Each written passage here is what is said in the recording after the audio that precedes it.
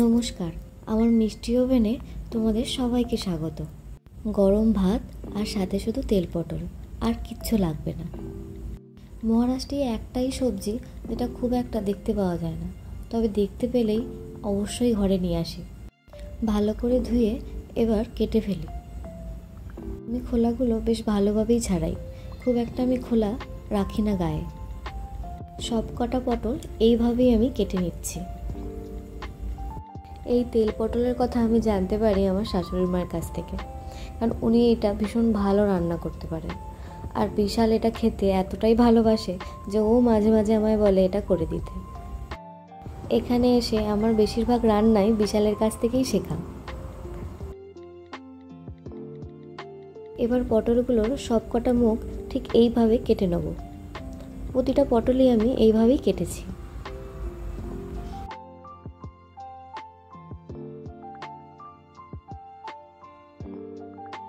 হলুদ, নুন আর অল্প চিনি দিয়ে পটলগুলোকে ভালো করে মাখিয়ে রাখবো। এই চিনি দেওয়ার কথাটা আমাকে বিশালের কাছ থেকে আমার শেখা।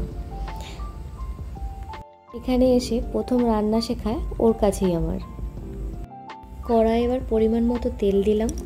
এরপর পটলগুলোকে আমি ভালোভাবে এপিট ওপিট করে একটু লাল লাল করে ভেজে নেব।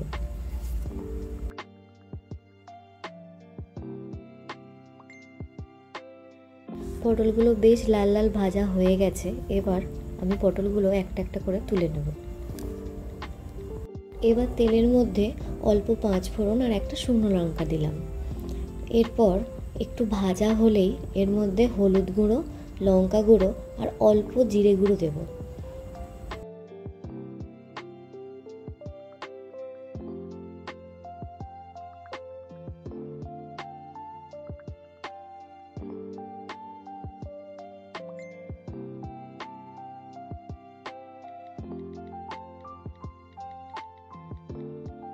হালকা একটু নেড়েই এর মধ্যে একটু জল মিশিয়ে দেব।